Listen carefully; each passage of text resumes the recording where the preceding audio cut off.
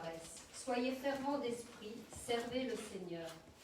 Réjouissez-vous en espérance, soyez patients dans l'affliction, persévérez dans la prière. Amen. Amen.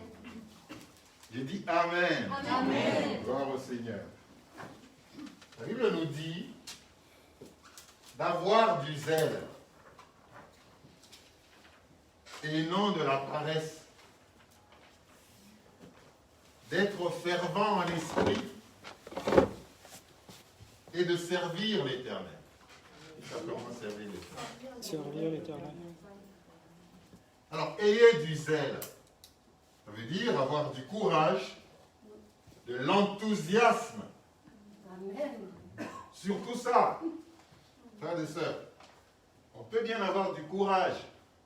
On peut bien vouloir faire des choses pour l'Éternel. Mais le faire avec enthousiasme, c'est autre chose. Alors, vous permettez que je descende ça? Je vais me mettre qui? Je vais être... Voilà. Voilà. Donc, avoir de l'enthousiasme, de l'empressement, c'est avoir du zèle, de l'envie surtout. Parce qu'on peut bien faire des choses, mais sans envie. Et que ce soit des choses qui seront à moitié faites. De l'ardeur.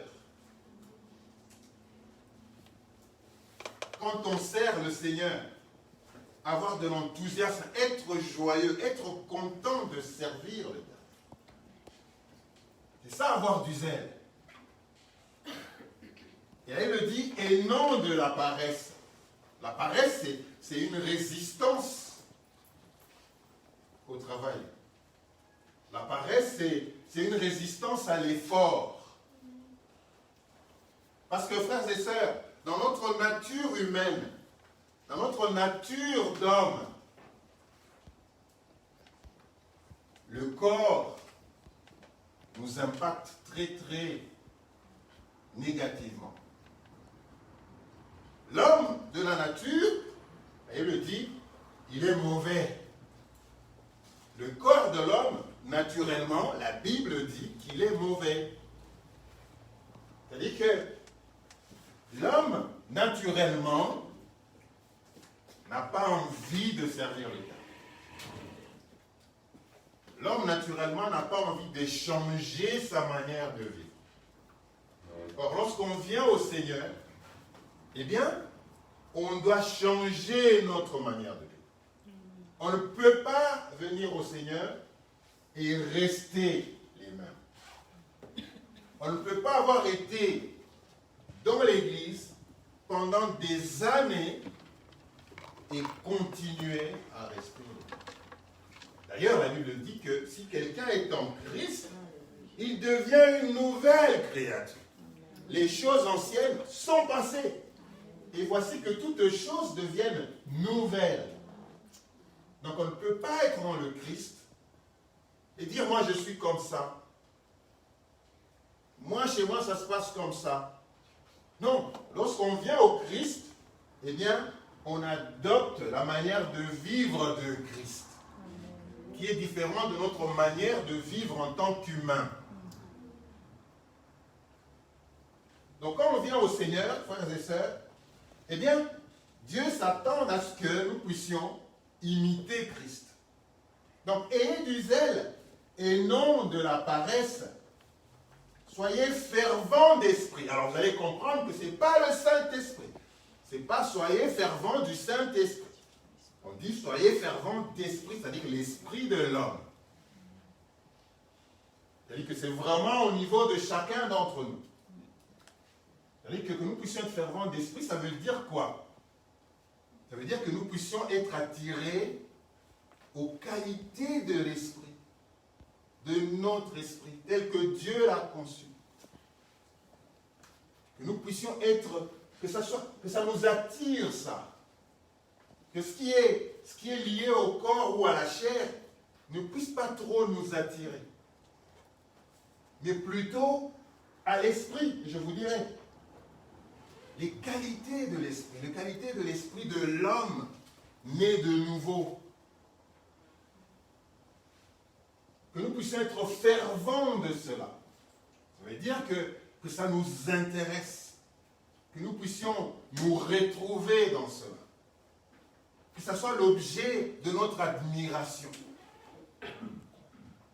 Que ça soit l'objet de notre service de tous les jours. Frères et sœurs,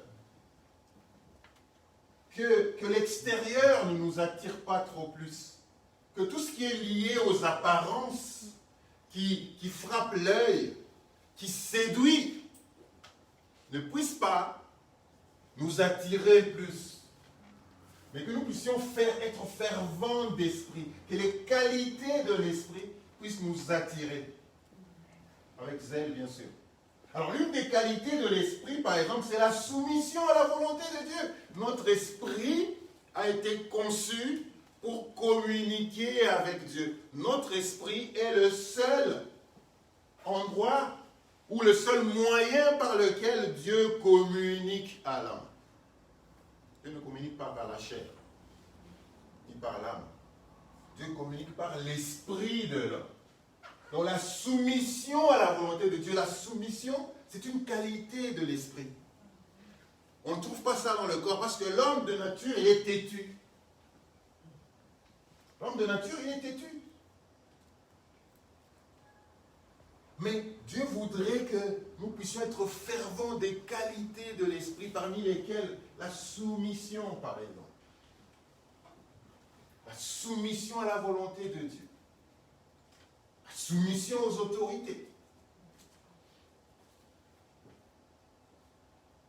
Beaucoup de gens ne sont pas soumis aux autorités. Quand je partais là, j'allais récupérer la famille, j'ai été arrêté pendant à peu près 5 minutes.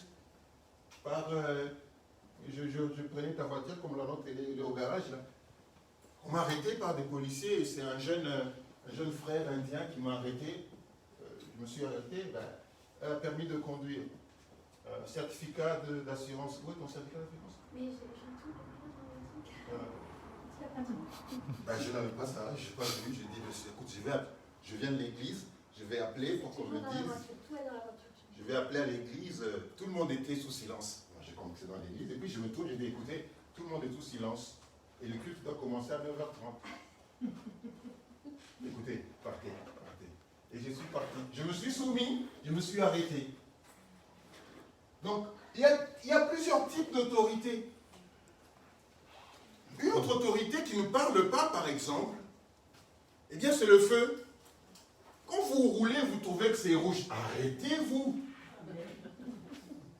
Il y a des autorités qui ne parlent pas, mais qui sont là. Ça aussi, c'est respect aux autorités. Ce sont des instruments qui respectent l'autorité.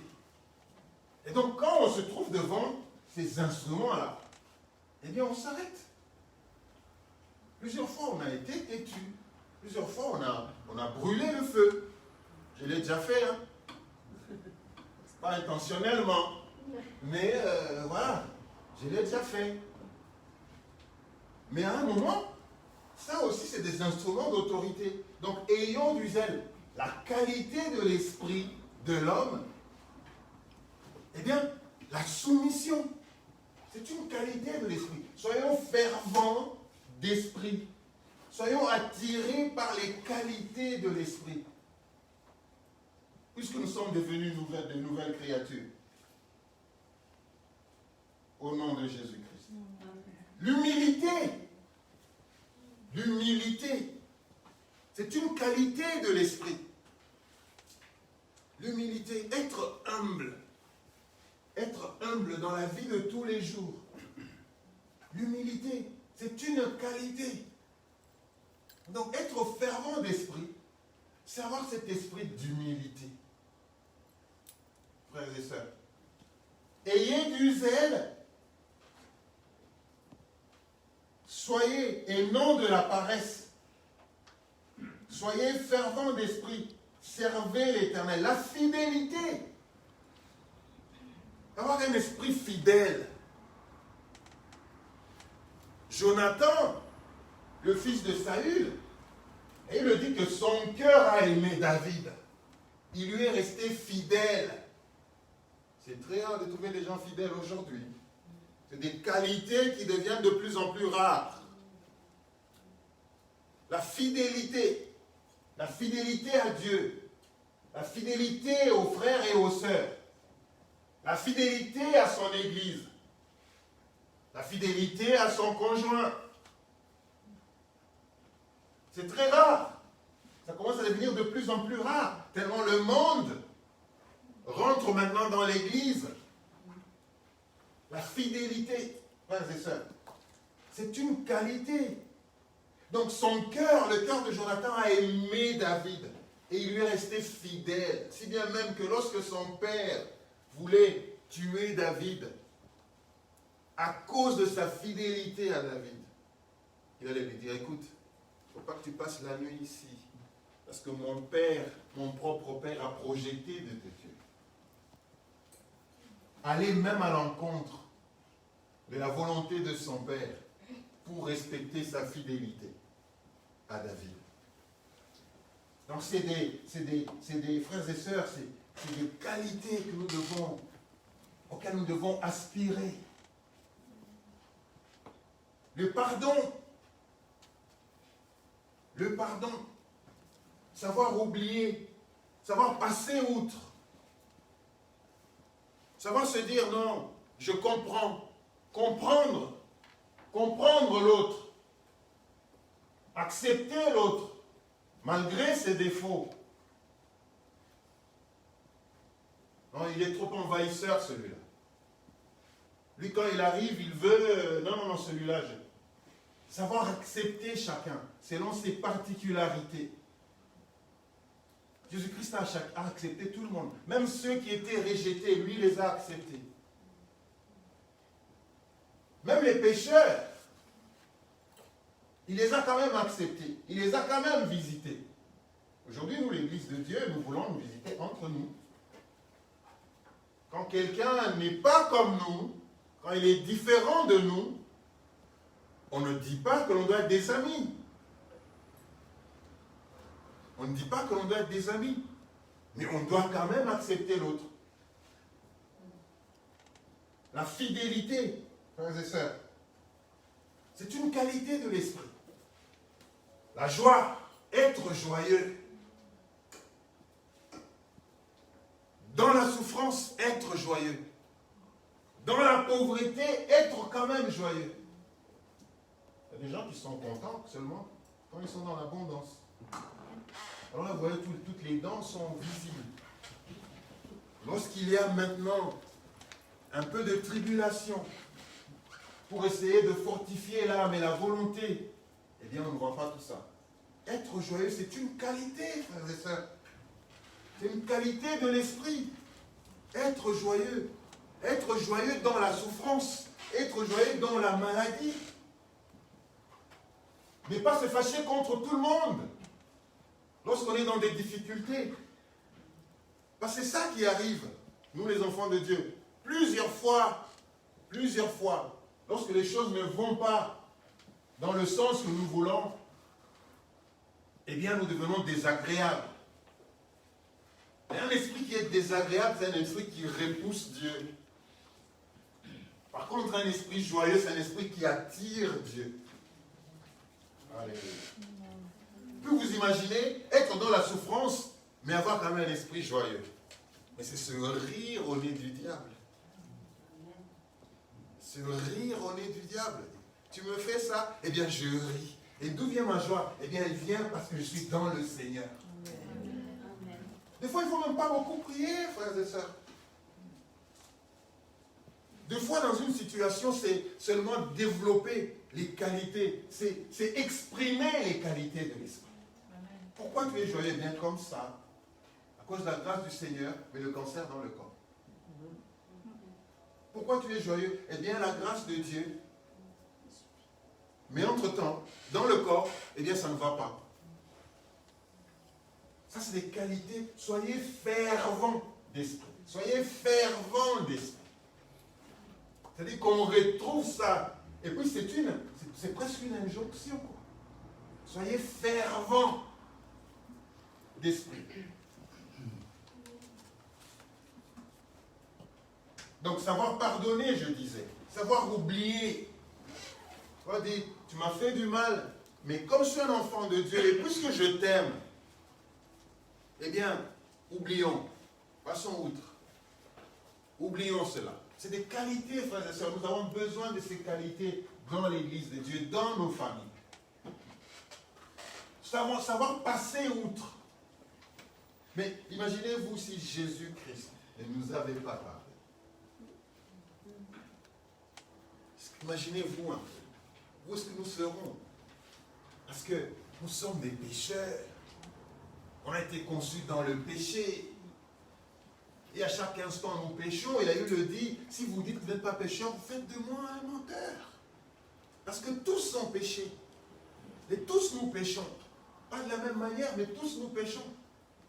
Mais si Jésus-Christ ne nous avait pas pardonné, si Dieu n'avait pas dit, allez, je vais oublier tout cela. Je vais effacer tous vos péchés. Vous m'avez fait tant de mal, mais écoutez, parce que je vous aime, l'amour couvre une multitude de péchés. L'amour couvre une multitude de péchés.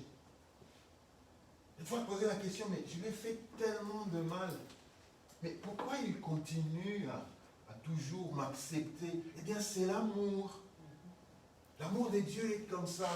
Elle n'a pas de limite. Elle n'a pas de limite.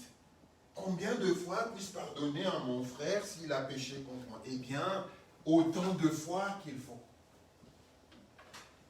On va dire, non, mais celui-là, chaque fois il vient demander pardon. Chaque fois, mais au moins lui, chaque fois il vient demander pardon.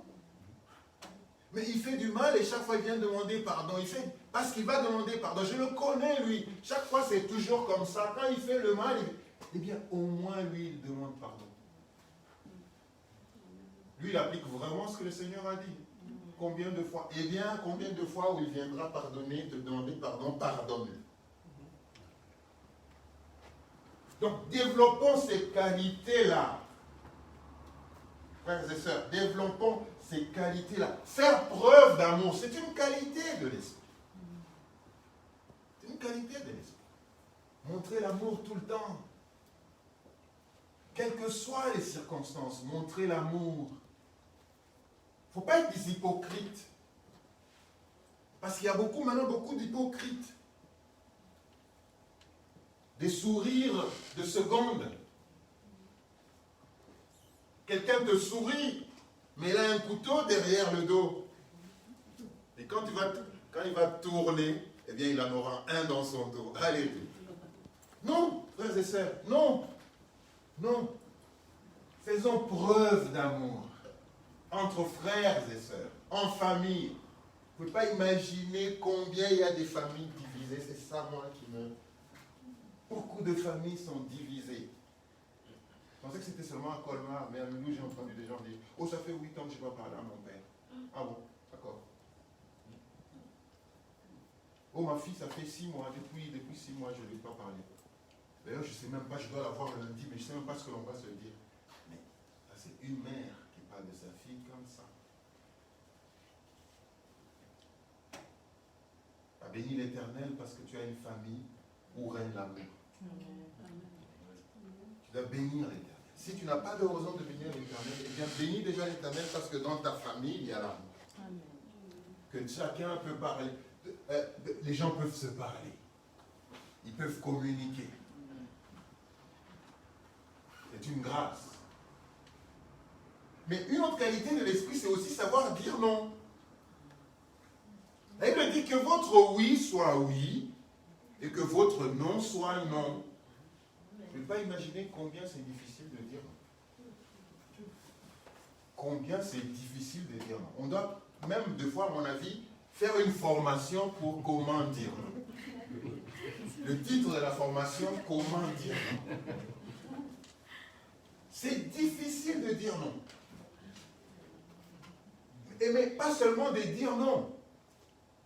Mais nous tous nous disons non. Mais quand nous disons non, eh bien nous donnons le pourquoi. On a toujours besoin de se justifier. Pourquoi on a dit non? Il faut toujours ajouter. Dire seulement non, sans se justifier. Mais c'est difficile. Que votre oui soit oui, que votre non soit non. C'est difficile. C'est difficile pour moi aussi. C'est difficile. De dire non. Tu veux? Ben non, point. Parce qu'on a toujours tendance à vouloir dire, il faut expliquer, bon, j'ai dit non parce que le Seigneur... Non, non, non. C'est non. Alors, ça va sembler un peu rude. On dit non. Ben non. Oui. Ou ils vont penser que je suis méchant parce que j'ai dit non. Il faut toujours expliquer.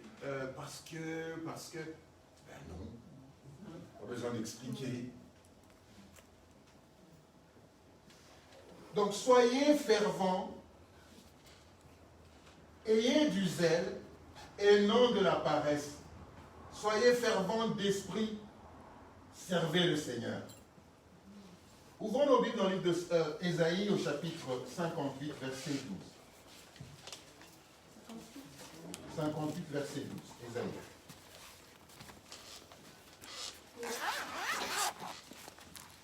Les tiens rebâtiront sur d'anciennes ruines. Tu relèveras des fondements antiques. On t'appellera réparateur des brèches, celui qui restaure les chemins, qui rend le pays habitable. Si tu retiens ton pied pendant le sabbat, pour ne pas faire ta volonté en mon saint jour, si tu fais du sabbat tes délices pour sanctifier l'Éternel en le glorifiant, et si tu l'honores en ne suivant point tes voies, en ne te livrant pas tes penchants à de vains discours. Amen. Il faut s'arrêter là. La Bible dit, donc 58, verset 12, les tiens rebâtiront sur d'anciennes ruines. Tu relèveras des fondements antiques. On t'appellera réparateur des brèches. C'est lui qui restaure le chemin, qui rend le pays habitable. Frères et sœurs, ça c'est un service. Ça c'est un service auquel le Seigneur nous appelle tous. Être des réparateurs. C'est-à-dire ne pas seulement constater qu'il y a un dysfonctionnement, ne pas seulement constater qu'il y a un manque, ne pas seulement constater que là-bas les gens ne se parlent pas, mais aller plus loin que ça, aller réparer, se disponibiliser pour réparer, pour réconcilier. Ça c'est tout un ministère. Si tu cherches un ministère, Dieu te communique celui-là. Il n'est pas seulement constater qu'il y a une brèche dans le mur. N'est pas seulement constater qu'il y a une brèche dans le mur. Mais aller jusqu'à réparer cette brèche. Aller jusqu'à amener les gens à se mettre ensemble. Aujourd'hui, nous, enfants de Dieu, nous sommes devenus des constatateurs, si ce mot-là existe. C'est-à-dire que nous constatons et puis nous passons. Nous constatons et puis nous passons. Et il nous parle qu'il y avait un... je ne vais pas chercher le verset, mais vous allez... Il y avait un frère qui était tabassé, qui était tapé, et puis on l'a laissé le long de la rue. Eh bien, les hommes de Dieu sont passés. Ils sont passés à côté. Ils ont regardé. Oh, qui a pu bien lui faire cela? Il a beaucoup souffert, j'imagine. J'imagine avoir les blessures qu'il a. Oh Seigneur, aide-le. Et puis il est passé.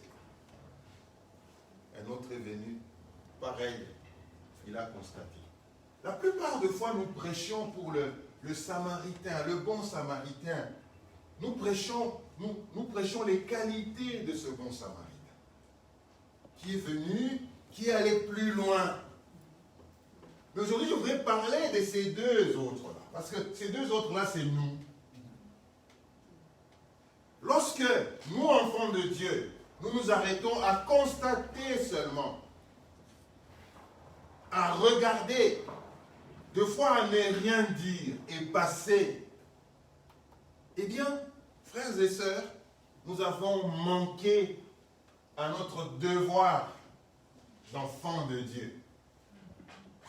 Lorsque nous constatons, nous regardons le mal et nous ne disons rien, lorsque nous voyons l'injustice et nous, en tant qu'enfants de Dieu, nous, l'Église de Dieu, nous ne disons rien, c'est que la société, là, elle va tout droit dans sa rue. Lorsque ce sont les autres qui doivent aller plus loin, non seulement constater, mais arriver à réparer, c'est que l'Église de Dieu, nous avons manqué à notre devoir, à nos obligations. Nous ne devons pas nous limiter à constater. Ayez du zèle et non de la paresse. Nous, les enfants de Dieu, lorsque nous constatons qu'il y a quelque chose qui ne va pas, nous devons aller plus loin et chercher à réparer. Ne fût-ce qu'essayer. Parce que beaucoup d'entre nous n'essayent même pas. Vous savez pourquoi? Parce qu'ils ont peur. Mais en fait, Dieu voudrait que nous puissions essayer. C'est Dieu qui agit. Nous essayons et Dieu agit. Nous faisons le pas et Dieu agit. C'est Dieu qui agit. Donc ils ont regardé le frère, ils ont vu ses blessures, ils ont imaginé comment il a souffert, mais ils se sont dit, hey, à 9h30, nous commençons notre culte. À 10h, nous devons aller là-bas. Je suis désolé. J'espère vraiment que, Seigneur, est-ce que tu peux envoyer quelqu'un après moi qui va s'occuper de lui? Parce que moi, au matin, il faut que j'aille prêcher. Il faut que j'aille prêcher. Au matin, il faut que j'aille prêcher. Frères et sœurs, eh bien, Dieu voulait que tu t'occupes d'abord de celui. Plusieurs fois, le Seigneur a mis des personnes comme ça sur notre route. Mais notre programme, les horaires, il faut que j'aille à la répétition. Sinon, si je n'y vais pas, non, demain on a un bon culte. Il faut que j'aille à la répétition. Il y a quelqu'un qui est tombé là, qui a besoin que tu interviennes. Qu'est-ce que tu fais? Les programmes, les horaires, tout ça c'est de l'administration, frères et sœurs. À un moment, il faut suivre le Saint-Esprit, il faut suivre ce que le Seigneur met des gens sur notre chemin. C'est ça le ministère. C'est ça le ministère de chacun d'entre nous. C'est de venir en aide à ceux qui en ont besoin pour le moment, sur le chemin. Pierre et Jean allaient au temple. Ils ont rencontré ce frère. C'était la 9e heure. Ils ont rencontré ce frère qui était en train de mendier. Ils n'ont pas dit non. Écoute, attends, quand on aura fini le culte, on va revenir. Ils se sont arrêtés. Ils ont regardé quel était son problème. Ils ont résolu le problème. Ils ont fait intervenir la grâce de Dieu sur cette personne-là. Et puis ils sont rentrés dans le temple. Mais qu'est-ce que le frère a fait? Il les a suivis dans le temple. Mais s'ils étaient allés dans le temple, ils seraient restés, lui, là. Encore une fois. Parce que plusieurs fois, le Seigneur a voulu que nous puissions carrément... L'homme est capable de terminer la misère de quelqu'un. L'homme est capable. Si vraiment on a du zèle, nous pouvons faire beaucoup de choses. Pas seulement de constater, mais d'aller plus loin. J'aime ce ministère. On va lire 2 Corinthiens. 2 Corinthiens au chapitre 5.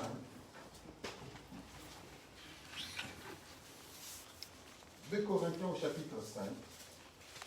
allons lire versets 18 à 20.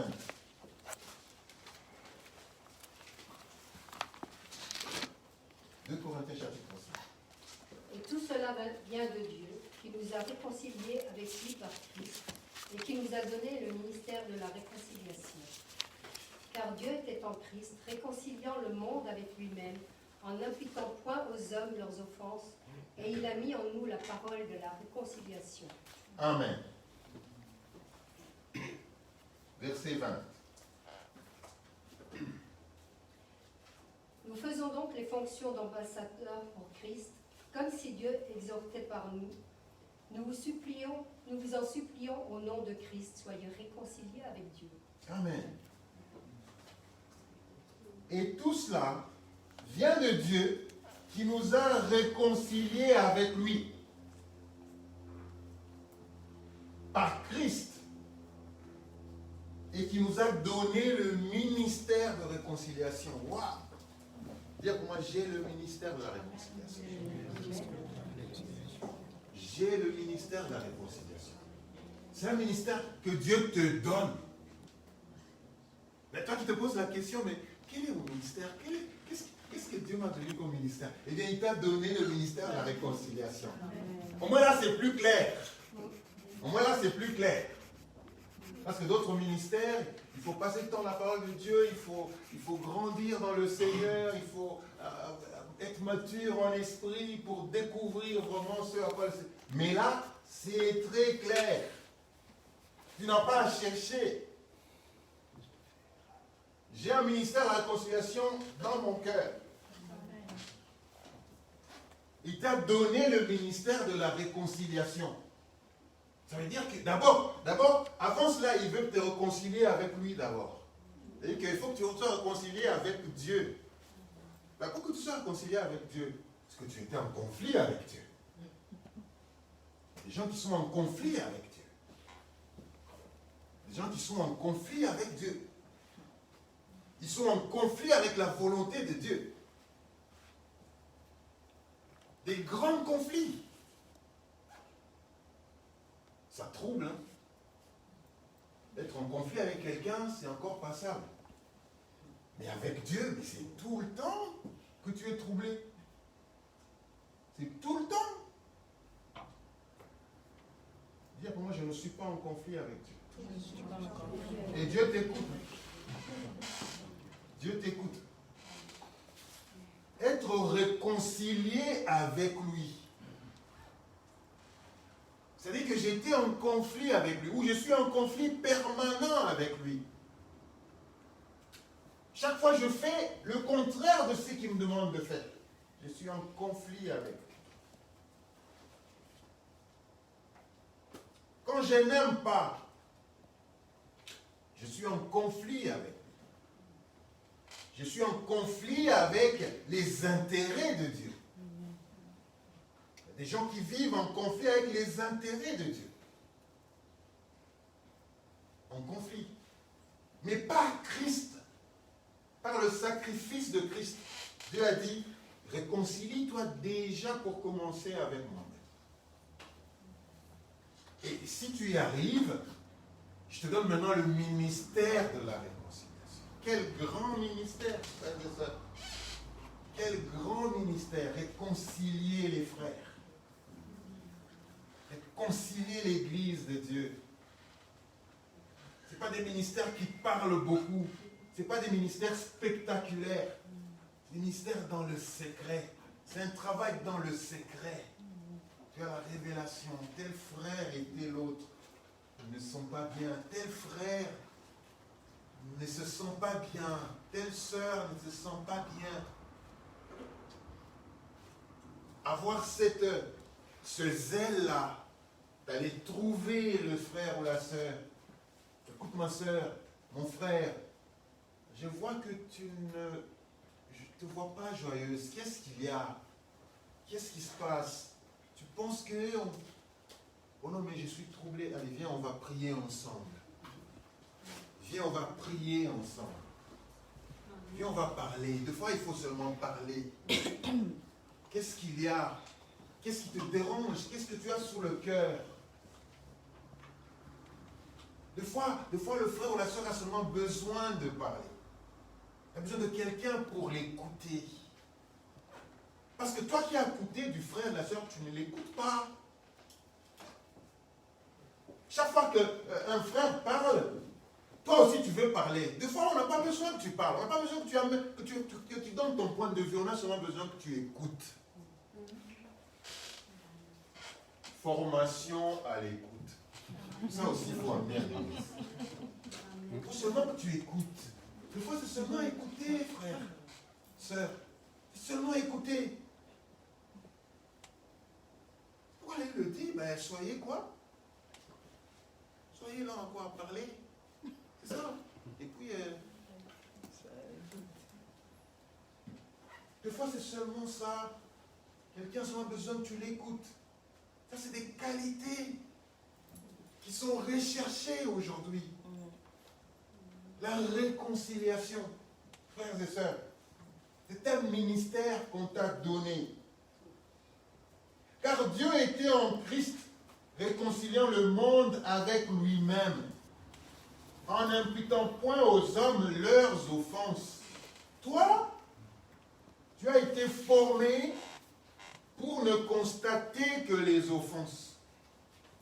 Tu as été entraîné pour voir seulement les fautes. Parce que je vais vous dire une chose. Si tu veux voir les fautes, eh bien tu vas les voir. Si tu veux voir les fautes, tu vas les voir. Mais si tu veux voir les qualités, tu vas aussi les voir.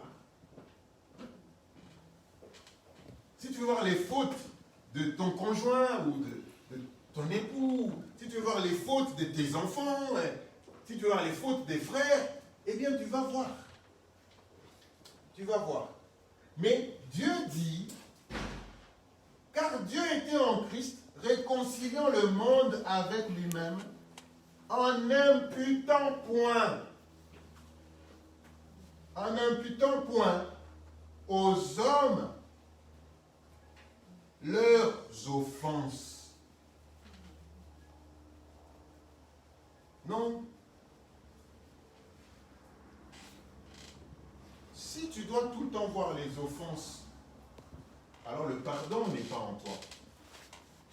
Alors tu n'as pas encore compris le ministère que tu es. Celui de la réconciliation. Quel beau ministère. Quel beau ministère. Et il a mis en nous la parole de la réconciliation. Non seulement il a donné le ministère, il donne aussi la parole de la réconciliation. C'est-à-dire que pour réconcilier, il y a une parole. La parole de la réconciliation. Il faut savoir parler. Formation à la parole. On peut tout dire à quelqu'un, même les choses les plus méchantes du monde. Mais si on a pris le soin de travailler sa parole, ça ne fera pas mal. Ça ne fera pas mal. Beaucoup de conflits qui existent entre nous, entre les frères et les sœurs, c'est des conflits de parole. Tu as entendu comment il m'a parlé? Pour qu'est-ce qu'il me prend celui-là? Tu as entendu ce qu'il a dit? Tu as entendu ce qu'il a dit? Mais pour qui il me prend? C'est des conflits de parole. Déjà, tu ne dois pas me parler comme ça. Tu ne dois pas me parler comme ça. Donc c'est tout le temps, c'est des conflits de parole. Si chacun d'entre nous pouvait travailler sa parole, vous verrez qu'il y aurait moins de conflits entre nous. Parce qu'une fois que la parole a été mal dite, tu ne sais pas quel effet ça va faire. Il y a des paroles qui ne partent pas. Il y a des paroles qui ne partent pas. Quelqu'un va à la maison, mais ce n'est pas possible. Pourquoi il m'a dit ça? Pour qu'est-ce qu'il me prend? Est-ce que vraiment j'ai fait ça? Est-ce que c'est pas possible? Mais chérie, écoute, tu as entendu encore ce qu'il a dit? tu vois, ce qu'il a dit, ça résonne encore dans mes oreilles. Oh, mais écoute, on va manger ça. Non, c'est pas possible. À la cuisine, non, c'est pas. Les paroles ont des effets qui peuvent prendre même des années. Même des années. Je me rappelle quand j'étais à l'école secondaire, hein, ici c'est au lycée, on avait fait une dissertation. Alors le professeur nous disait, dans la dissertation, il faut écrire des phrases courtes. Il ne faut pas faire des phrases longues. Mais j'ai fait une petite dissertation avec des phrases courtes, ainsi de suite. Et puis, le jour prochain, est-ce qu'on devait avoir le même prof? Il avait corrigé. Et il tire une feuille. Non, il y a une belle dissertation que les élèves ont faite. Et ça, vraiment, il a été meilleur. Et quand il lisait, c'était ma dissertation. Je vous assure que jusqu'aujourd'hui, je me rappelle. Il dit, c'est une belle dissertation. Jusqu'aujourd'hui encore, je me rappelle de cette dissertation-là. Ça fait peut-être 20 ans. Voilà comment des paroles peuvent rester des années et des années après. Donc si tu veux bénir quelqu'un, dis des bonnes paroles. Amen. À quelqu'un. C'est des paroles qui vont rester. Amen. Apprécie les choses que les gens font. Dis-leur. Parle. Encourage.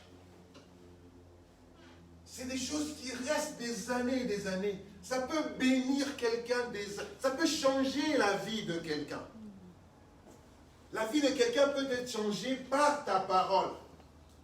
La parole de la réconciliation. La parole d'encouragement. La parole de bénédiction. Une parole d'amour. Ne t'inquiète pas. Ça va aller, mon frère. Le Seigneur est notre Dieu. Il connaît ta situation. Ne t'inquiète pas, ma soeur. Ce qui t'arrive, c'est temporaire. C'est seulement pour un temps. Le Seigneur va te délivrer de tout cela. Le Seigneur va te guérir. Ne t'inquiète pas. Prions, prions, prions. On n'a pas à prier seulement à des occasions. En tout temps, on peut s'encourager 2 minutes. Prions. Quelqu'un t'appelle. Oh, tu sais, je ne me sens pas bien. Ah, c'est vrai? Ok, prions. Okay. Oui, prions. Ça va être des choses comme ça. Sois encouragé, ma soeur. Sois encouragé, mon frère. Ce n'est pas grave. Ce n'est pas grave. Le Seigneur est bon. Il va te sortir de cette situation. C'est des paroles de réconciliation. C'est des paroles d'encouragement. C'est des paroles dont l'Église a besoin. C'est des paroles dont l'Église a besoin. Aujourd'hui, il y a beaucoup de gens qui sont seuls. Il y a des gens qui ont vécu le confinement seuls. Je connais quelqu'un qui m'a dit, il n'a parlé à personne. Pendant le confinement, depuis le mois de mars jusqu'au mois de mai, il n'a parlé à personne. Il était tout seul. Il n'a parlé à personne.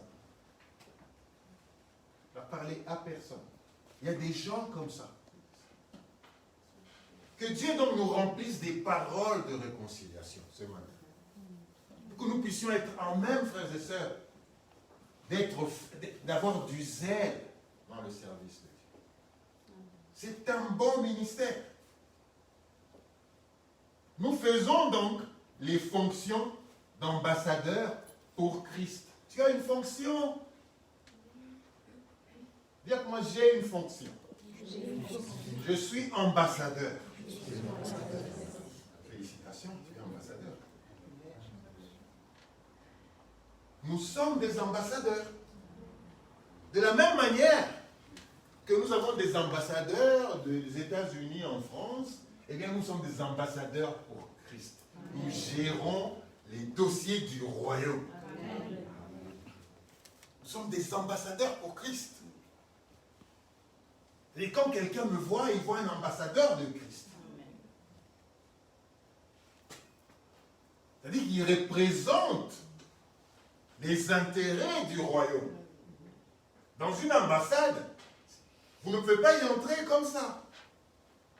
Si quelqu'un va se réfugier dans une ambassade, eh bien, personne ne peut aller violer l'ambassade. On ne peut pas. Même si c'est un criminel. Les gens vont se réfugier dans des ambassades. Les gens qui sont poursuivis, quelqu'un qui est poursuivi ici en France, une fois qu'il trouve une ambassade quelque part, une fois qu'il y est, c'est fini. On ne peut pas rentrer dedans. À moins d'y être autorisé. C'est comme ça. On ne peut pas. Parce que c'est un lieu qui est inviolable. Mais si les frères, même des brigands, viennent à l'église pour se réfugier dans l'église, pourquoi nous on veut les chasser? Pourquoi on veut les condamner? Pourquoi on veut relever leur faute, leur offense? Pourquoi? Ils sont venus se réfugier dans l'ambassade. L'église est une ambassade. Dans l'église, ce sont les lois et les règles du royaume qui doivent s'appliquer. Ce sont les règles du royaume. Et nous sommes les ambassadeurs. Donc quand quelqu'un de l'extérieur vient se réfugier dans l'église, même si on sait qu'il était criminel, pourquoi le peuple a dit, tu sais, il a déjà tué quelqu'un. Tu sais, celui-là, c'est un grand brigand. Tu sais, et tout le monde. Oui, ah bon, ah bon, ah bon, ah bon. En Afrique du Sud, dans l'église où on était, je vais terminer par là. Moi, je suis arrivé en Afrique du Sud en 2011, en 2001, et à cette époque-là, il y avait beaucoup de meurtres. L'insécurité était vraiment très prononcée. On m'a déjà braqué à 3 reprises une arme comme ça. À 3 reprises. Pour me prendre, me dérober tout ce que j'avais. Alors un jour, on organisait des cultes matinales. Comme ça, les gens avant d'aller au boulot, ils passaient par l'église, il y avait un culte d'1 heure, et puis ils allaient travailler. Alors j'étais aussi. Et donc, après, j'ai quitté le culte, je rentrais chez moi, ce jour-là, je ne travaillais pas. Et j'ai vu des gens devant moi. Je me suis dit, non. Parce qu'en Afrique du Sud, à cette époque-là, tu ne pouvais pas. Allez, je vais dans cette direction-là. Il y a quelqu'un qui vient devant moi et que l'on aille comme ça pour se dépasser. Non. Quand je vois quelqu'un, et bien moi je traverse de l'autre côté de la rue, parce que je ne sais pas qui il est et qu'est-ce qu'il a. Il a peut-être une arme. Mais ce jour-là, c'est pas le... Je voulais me détourner et dire non, je change de chemin. Mais je sentais en moi un certain courage, une certaine zèle. J'ai dit non, mais j'y vais. Eh bien, pendant que j'allais, j'ai quand même traversé l'autre côté. Eh bien, tous ils sont venus comme ça. Il y avait un garçon qui est venu, qui avait une arme là. Et puis il me dit, j'ai besoin d'argent. Donne-moi l'argent. Je lui ai dit, non, je n'ai pas d'argent. Je pense que j'avais une chaîne autour du cou. C'était pas de l'or. Il a commencé à enlever la chaîne. Bah, il y a une arme. Qu'est-ce que tu vas faire? Tu vois l'arme déjà là. Il a commencé à prendre la chaîne. Il l'a enlevée. Je lui ai dit, il faut que tu me remettes cette chaîne-là.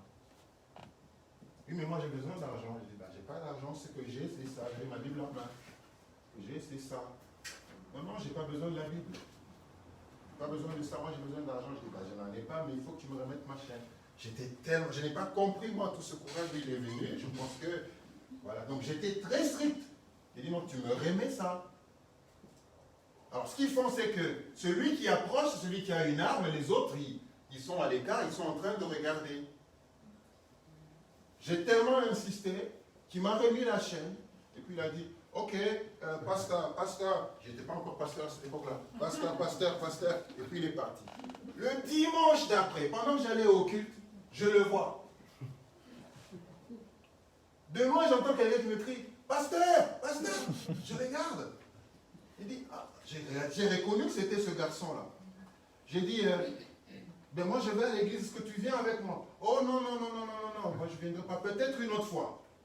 Et le Seigneur fait tellement bien les choses. Un autre dimanche, je le rencontre, le dimanche après, je le rencontre. Il me dit qu'il avait été arrêté pendant une semaine ou qu'il veut arrêter cette vie-là, ainsi de suite, il veut arrêter arrêter d'attaquer les gens. J'ai dit, si tu me promets de venir à l'église, oh, je veux commencer un petit business, ainsi de suite. J'ai dit, si tu permets, si tu viens à l'église, je te dis que on va faire quelque chose avec. Et le dimanche d'après, j'étais à l'église et je regarde. Je vois un monsieur qui est assis tout au fond. Et c'était ce gars-là. Mais vous savez, il était tellement connu comme quelqu'un qui attaquait les gens que je voyais que tous les frères et sœurs, quand ils rentraient, ils regardaient. Ah non, tout le monde change. Tout le monde. On l'a laissé tout seul derrière parce que tous le connaissaient en fait. Ils se sont dit, mais qu'est-ce qu'il vient faire ici maintenant? Lui qui nous a attaqués, qui nous a pris des téléphones et autres, et de l'argent, qu'est-ce qu'il vient faire ici? Il était tout seul derrière. Et les gens rentraient, ils regardaient. Non, moi je ne vais pas à côté là. Moi je mets. On l'a laissé derrière. À la fin du culte, les gens me voient en train de parler avec lui. Ils disent, mais qu'est-ce qui se passe? Pourquoi il parle à celui-là? Lui qui nous a fait ça, ça, ça et là. Et alors, en tout cas, je te félicite, merci, tu es venu à l'église, que Dieu te bénisse. Oh non, ma famille, elle est rejetée. J'ai une tante qui habite quelque part. J'ai dit, allez, on va aller voir.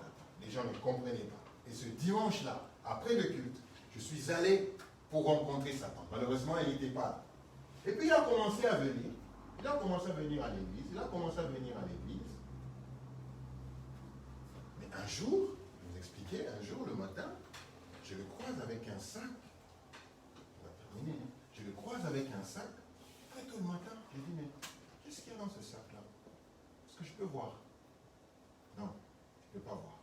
Non, je vais voir dans ce sac-là. J'avais mon téléphone là. Devant ma poche là. J'avais le téléphone là. Mais je vous assure que ce garçon-là, que j'avais amené à Christ, tout ce qu'il faisait, des fois un dimanche il venait, je lui donnais de l'argent, allez, tu rentres, ainsi de suite. Il m'a pris le téléphone, et bien il a couru, et je ne l'ai plus jamais revu. Un jour, je croise un de ses amis. Qu'est-ce qui s'est passé? Je ne le vois pas à l'église, et voilà ce qui s'était passé. Il dit non, il a été arrêté, il est en prison, je ne sais pas moi pour combien d'années. Donc ce que je voulais dire, c'est que, bien sûr qu'on va faire du bien. Bien sûr qu'on va avoir du zèle pour essayer de faire des actions. Ça ne va pas toujours marcher. Mais nous devons avoir du zèle. Nous devons continuer à faire ces actions-là. Au moins, Dieu aurait reconnu notre ministère. Faisons notre ministère, que ça marche ou que ça ne marche pas. Mais de notre part, soyons en ordre. Dieu a voulu nous réconcilier d'abord avec lui-même. Et puis après, nous a donné le ministère de la réconciliation. Avec la parole de la réconciliation. Pour que nous puissions, frères et sœurs, les utiliser. C'est des armes. La parole de la réconciliation, c'est une arme. C'est un ministère qui est très important. C'est un ministère, frères et sœurs, que nous devons, avec le Saint-Esprit, continuer à l'appliquer dans l'Église. Ne soyons pas seulement des frères et des sœurs qui constatent, qui regardent qu'il manque quelque chose. Apportons cette chose-là qui manque. Qui a une fissure dans le mur. Eh bien, faisons tout pour essayer de couvrir cette fissure. Ne constatons pas seulement que non, là il y a le péché. Mais apportons notre amour et couvrons le péché. Soyons fervents dans ce sens-là. Ayons du zèle dans ce sens-là. Ayons du zèle. Soyons fervents pour les choses de l'esprit. La joie, l'amour, le pardon. Ayons du zèle. Soyons fervents de ces choses-là. Que notre esprit se nourrisse. Que notre esprit se nourrisse de ces qualités-là. Que nous puissions les apprécier à leur juste valeur. Afin d'être en communion avec Christ. Dieu attend beaucoup de nous. Pas des choses grandioses. Pas des choses énormes.